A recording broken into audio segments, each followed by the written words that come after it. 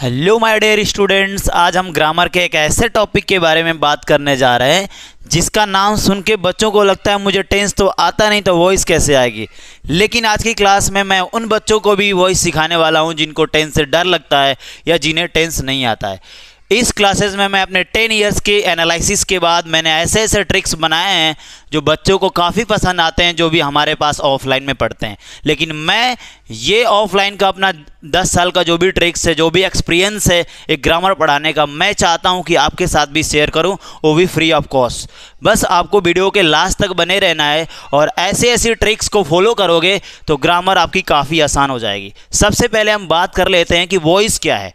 Voice एक ऐसा grammar का टॉपिक है जो हमें ये बताता है कि जो वर्ब है, वर्ब को काम कौन कर रहा है, सब्जेक्ट कर रहा है या सब्जेक्ट एक्शन को रिसीव कर रहा है या एक्शन को खुद ही डन सब्जेक्ट कर रहा है।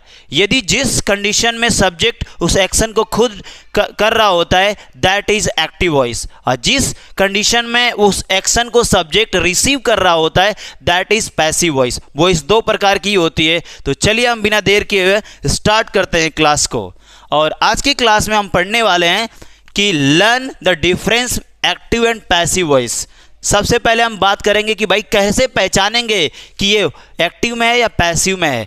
तो आपको चेंज करने के लिए कैसे आता है, तो चेंज द वॉइस, और वॉइस होती है दो प्रकार की, तो एक्टिव में भी दे सकता है और पैसिव में भी दे सकता है। तो चेंज कैसे करेंगे, रूल्स के बारे में बाद में बात करेंगे। सबसे पहले हम पहचान लेते हैं कि भाई कैसे पहचान कैसे करेंगे। देखो, अब यहाँ पे मैंने एक सेंटेंस लिया, he wrote a letter. He wrote a letter, उसने एक पत्र लिखा। ही किसने लिखा भाई, ही रोट अ लेटर, यानी कि यहाँ पे जो एक्शन को डन कर रहा है वो कौन कर रहा है, सब्जेक्ट कर रहा है। But a letter was written by him, अब यहाँ पे जो ये सब्जेक्ट था अब ये ऑब्जेक्ट के रूप में बन गया, और ये जो एक्शन हो रहा है पत्र लिखने का उसको ये रिसीव कर रहा है। तो यहाँ पे ये खुद डन किया, इसने खुद इसको किया, और यहाँ पे ये क्या किया, रिसीव किया। बस इस एक्शन को जो पत्र लिखा गया इसको रिसीव कर रहा है। तो इस वाली कंडीशन में ये एक्टिव वॉइस है, that is active voice. But this condition is the passive voice, this condition is a passive voice. तो ये एक्टिव पैसिव में दोनों में डिफरेंस है। इसमें आपको अलग दिखेगा, ग्रामर से हट करके आपको वर्ब्स का जो यूज होगा वो दिखेगा। ठीक है, दूसरा हम क्या सीखेंगे, spot the subject verb and object instantly. कैसे सब्जेक्ट वर्ब और ऑब्जेक्ट को इंस्टेंटली हम क्या कर पाएंगे, स्पॉट कर पाएंगे, पहचान पाएंगे। ठीक है, अब इसमें जिसने काम किया दैट इज सब्जेक्ट, तो इसमें सब्जेक्ट क्या हो जाएगा, ही, और सब्जेक्ट इसने काम कौन सा किया, तो लिखने का, तो दैट इज वर्ब, ये वर्ब हो गई। ठीक है, तो आपको इसमें सब्जेक्ट ऑब्जेक्ट और वर्ब पहचानना आना चाहिए बस, जो कि बहुत ही आसान है। यदि आप स्ट्रक्चर की बात कर ले यहाँ पे, तो स्ट्रक्चर होता है subject plus helping verb plus main verb plus object. ठीक है, किसी भी सेंटेंस का सिंपल स्ट्रक्चर जो अफर्मेटिव का मैंने लिया तो ये होता है। अब इसमें सबसे पहले क्या होता है, सब्जेक्ट होता है, फिर हेल्पिंग वर्ब, फिर मेन वर्ब। कभी कभी क्या होती है कि ये गायब रहता है, इसमें से केवल मेन वर्ब और ऑब्जेक्ट रहता है। तो सब्जेक्ट वर्ब और ऑब्जेक्ट पहचानना काफ़ी आसान है। जो काम को कर रहा है दैट इज सब्जेक्ट, ठीक है ना, जो कर रहा है, कौन सा काम कर रहा है दैट इज वर्ब, और उसका इंपैक्ट किस पे पड़ रहा है दैट इज ऑब्जेक्ट। जो काम कर रहा है दैट इज वर्ब, इसका इंपैक्ट किस पे पड़ रहा है वो है ऑब्जेक्ट। जैसे इस कंडीशन में ही क्या हो जाएगा, सब्जेक्ट हो जाएगा। काम इसने कौन सा किया, तो पत्र लिखने का काम किया, तो ये वर्ब हो गई। और इसका लिखा जब, तो इंपैक्ट किस पे पड़ा, तो लेटर पे पड़ा। लेटर जब लिखेगा तो कुछ ना कुछ उसका कंटेंट डेवलप होगा। ठीक है, तो यहाँ पे ऑब्जेक्ट क्या हो जाएगा, लेटर हो जाएगा। ठीक, उसके बाद से master voice rules for all tenses and modal verbs, यानी कि ऐसा आपको रूल्स बताने वाला हूँ सभी टेंस और मॉडल्स वर्ब्स के लिए कि जो कि काफ़ी खतरनाक है। पूरी बुक्स में ढूंढाना, पूरी गूगल पे ढूंढाना, जहाँ जहाँ चैट जीपीटी जो भी लगा लेना, कहीं नहीं मिलेगा, पूरा दावा के साथ कहता हूँ। Change the any sentence of the tense and modal in the second. ठीक है ना, जब आपको चेंज करना होगा तो फटाक से आप चेंज कर देंगे। बहुत सारे हमारे स्टूडेंट जो ऑफलाइन में पढ़ते हैं वो तो ओरल भी चेंज कर देते हैं। उनको तो मैंने रैपिड फायर राउंड कराया, मैंने ओरल में बोलता था, फटाफट ओरल भी वो लोग करते हैं। तो आप भी इसके लिए तैयार हो जाइए। और चलिए बिना देर के हम क्लास को स्टार्ट कर लेते हैं। ठीक है, तो सबसे पहले हम क्या समझेंगे कि कॉन्सेप्ट और डेफिनेशंस के बारे में बात कर लेते हैं भाई। Voice shows whether the subject of sentence perform the action और रिसीव द एक्शन। वॉइस है क्या भाई? तो वॉइस एक ऐसा कंडीशन होता है वर्ब का, ठीक है, ऐसा मूड होता है वर्ब का कि यहाँ पे हमें ये पता चलता है कि सेंटेंस में जो एक्शन को परफॉर्म किया किसने किया, सब्जेक्ट ने किया या रिसीव किया एक्शन को। क्या किया? या तो रिसीव करेगा या तो परफॉर्म करेगा। मैंने आपको पहले भी बताया, यदि परफॉर्म कर रहा है, इसने खुद किया काम को, तो दैट इज एक्टिव वॉइस, और रिसीव कर लिया दैट इज पैसिव वॉइस। अब हम बात कर लेते हैं टाइप ऑफ वॉइस, जो कि ऑलरेडी आपको मैं बता चुका हूँ। एक्टिव और पैसिव दो कंडीशन होते हैं।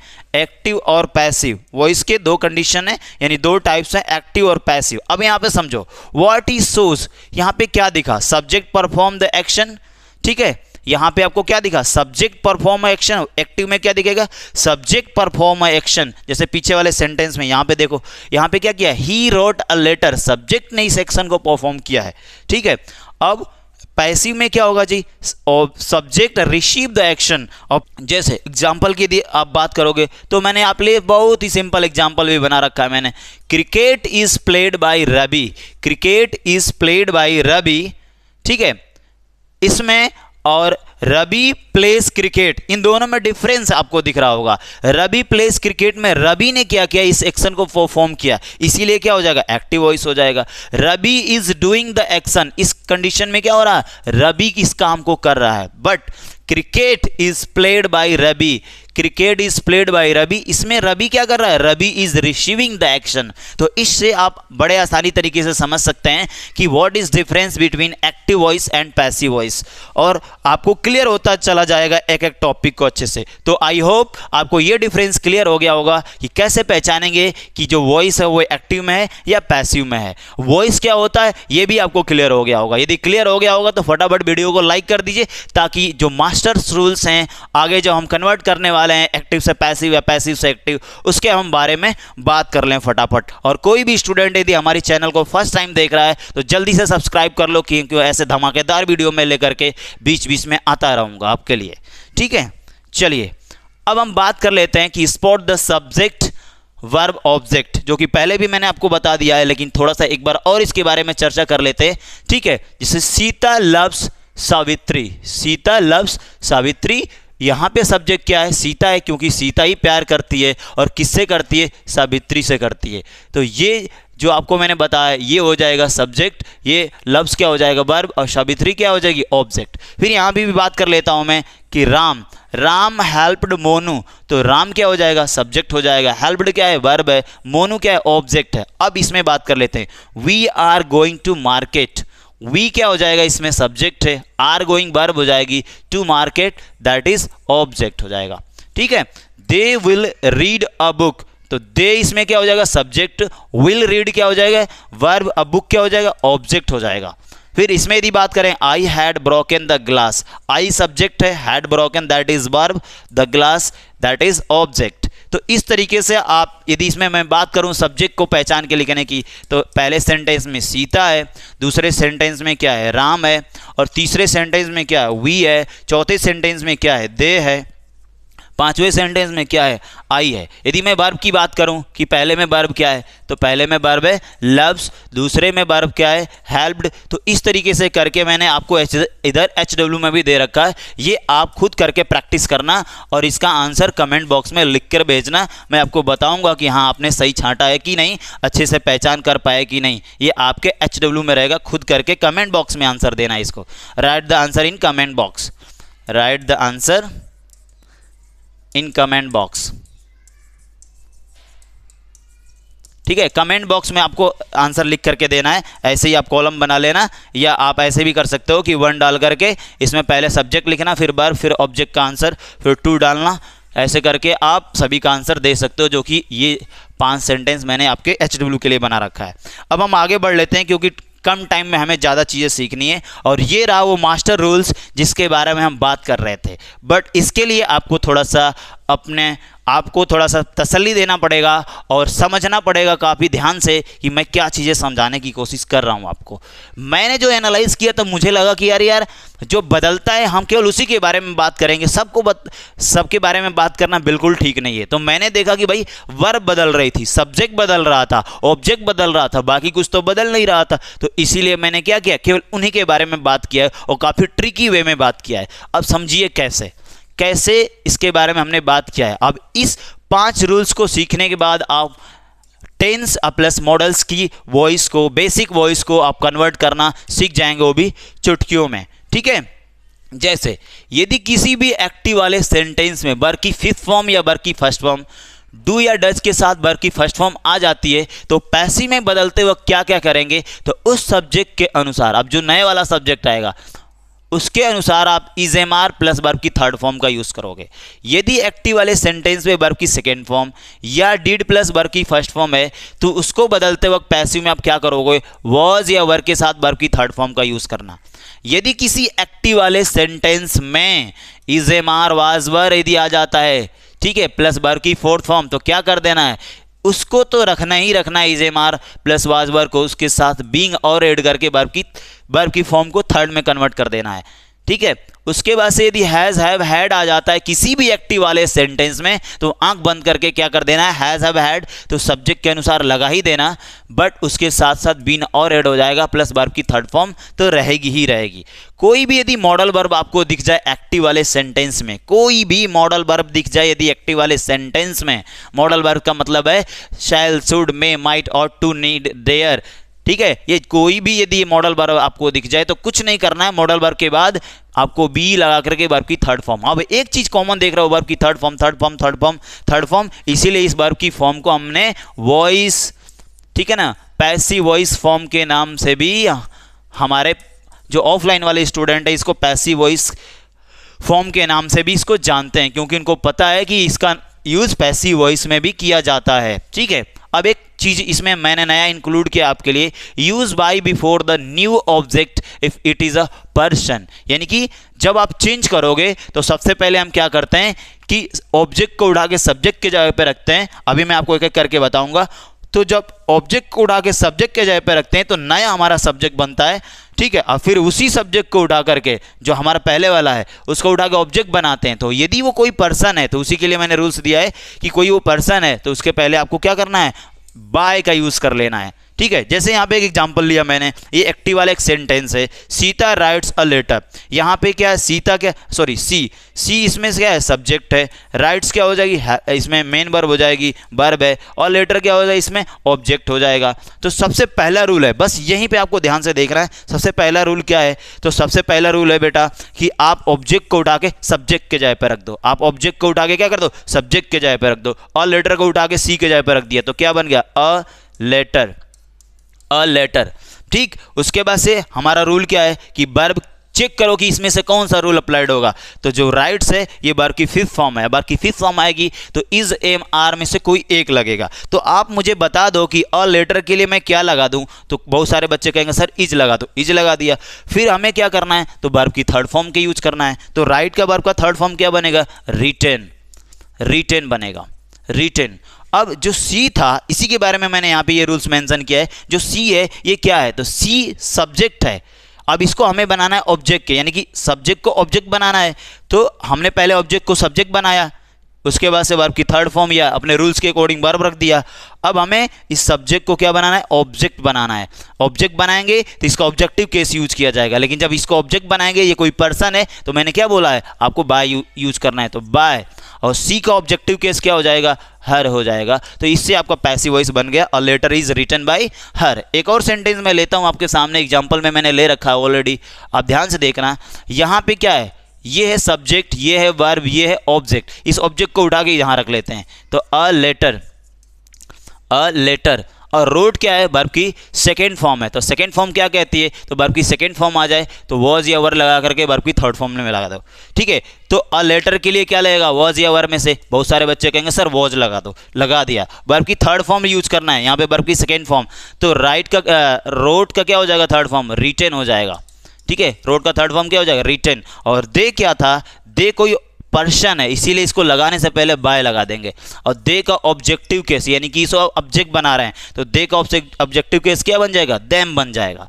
तो इस तरीके से हमने पैसिव वॉइस में कन्वर्ट कर दिया। आप खुद देखो ना कितना आसान है। कि आपको टेंस की जरूरत पड़ रही है, इसमें टेंस की जरूरत पड़ रही है आपको, नहीं पड़ेगी। मैं पूरी गारंटी के साथ कहता हूं कि आपको बिना टेंस किए भी आप इसको कर सकते हो। अगला सेंटेंस आपके लिए है कि Ram had stolen my pen. अब इसमें क्या है, राम सब्जेक्ट है, हैड स्टोलन वर्ब हो गई, माई पेन क्या हो गया, ऑब्जेक्ट हो गया। इसको उठा के सब्जेक्ट के जगह पे रख दो तो माई पेन हो गया, माई पेन। और ये जो सेंटेंस है ये किस कैटेगरी में आएगा, ये हैड जो वर्ब है, हैड स्टोलन, ये किस रूल से अकॉर्डिंग सॉल्व करेंगे, ये रहा। ठीक है, तो ये कहता है कि यदि एक्टिव वाले सेंटेंस में हैज़ हैव हैड आ जाता है तो क्या करना है आपको, बीन और लगा देना है। तो लो लगा दो, हैड बीन और स्टोलन ऑलरेडी थर्ड फॉर्म है, तो स्टोलन बाय।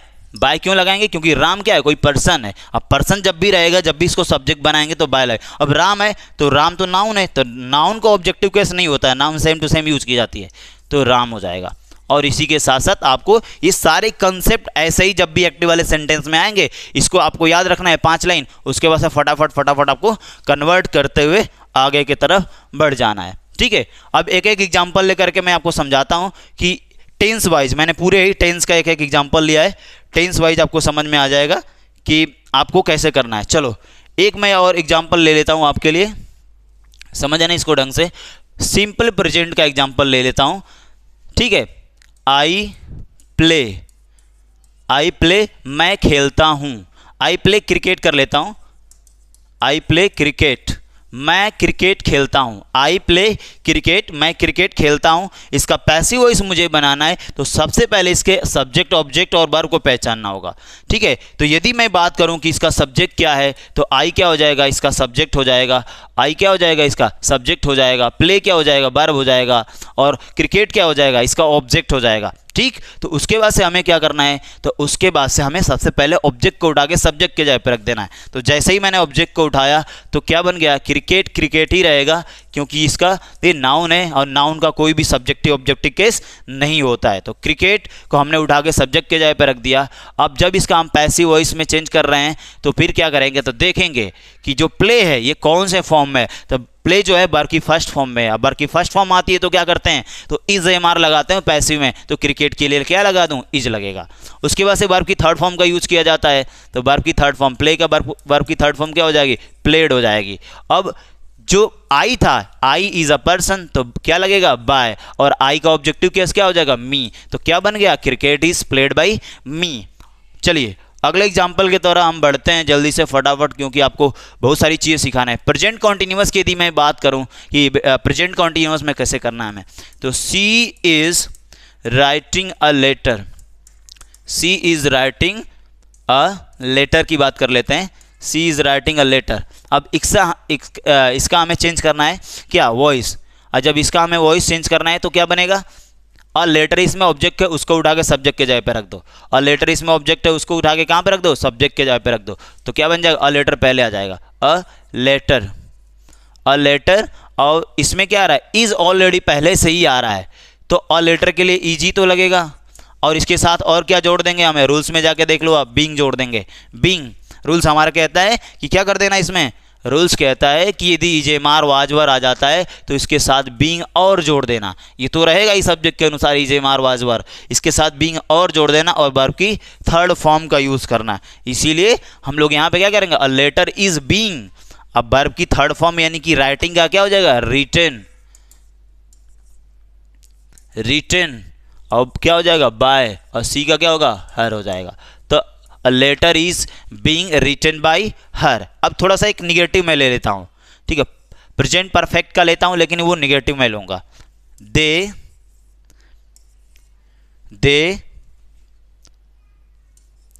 हैव ब्रोकन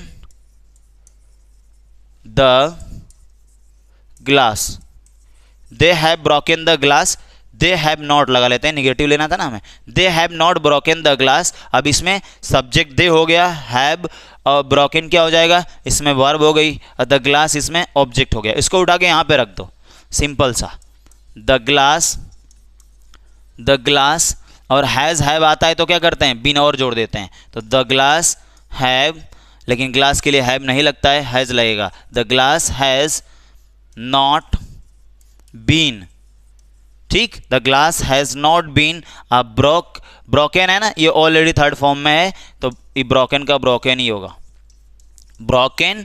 उसके बाद से क्या हो जाएगा, दे को जब ऑब्जेक्ट बनाएंगे तो दे एक पर्सन है, जाकर के ऑब्जेक्ट बनेगा तो दे का ऑब्जेक्टिव केस क्या हो जाता है, देम हो जाता है, ठीक है। तो इस तरीके से आप सिंपल तरीके से बना सकते हो। यदि सिंपल पास्ट की बात करें, इसको हम लेते हैं एस नो इंट्रोगेटिव, ठीक है ना। डिड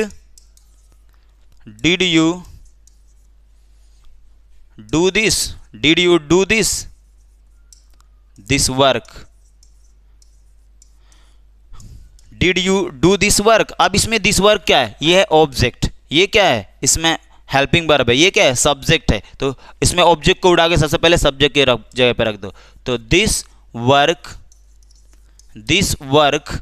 और जब डिड आता है या वर्ब की सेकेंड फॉर्म आती है तो इसको किस में चेंज कर देते हैं, वॉज वर्ब में चेंज कर देते हैं। तो दिस वर्क के लिए यहाँ पे क्या लग जाएगा, वॉज लग जाएगा, और वर्ब की जगह पे क्या लग जाएगी, वर्ब की थर्ड फॉर्म, तो वॉज दिस वर्क, और थर्ड फॉर्म क्या हो जाएगी, do did done, done by, और सब्जेक्ट कौन था, यू, तो यू का ऑब्जेक्टिव केस क्या होगा, यू का ऑब्जेक्टिव केस यू ही होगा, और ये एक पर्सन था इसी मैंने क्या लगाया, बाय यू, और क्वेश्चन मार्क लग जाएगा। तो इस तरीके से आप बहुत ही ट्रिकी वे से मॉडल्स होगा, जो भी रूल्स मैंने आपको बताए हैं सिंपल तरीके से आप उसको बना सकते हैं, सिंपल फ्यूचर को, फ्यूचर परफेक्ट को, ठीक है। उसमें आप देख लेना, जैसे कि सिंपल फ्यूचर में परफेक्ट फ्यूचर, सिंपल फ्यूचर में सेल विल आएगा तो मॉडल्स में आता है तो केवल आपको बी लगाना है। फ्यूचर परफेक्ट में सेल हैव विल हैव आएगा तो हैव के अनुसार उसमें केवल बीन लगता चला जाएगा। मॉडल जहाँ जहाँ आएगा वहाँ पे क्या करेंगे हम, जहाँ जहाँ मॉडल आएगा वहाँ पे हम बी लगाएंगे, जैसे कि I can do my work, I can do my work, तो my work इसमें ऑब्जेक्ट है, ये सब्जेक्ट है, इसको उठा के पहले इसके जगह पे रख दो, तो my work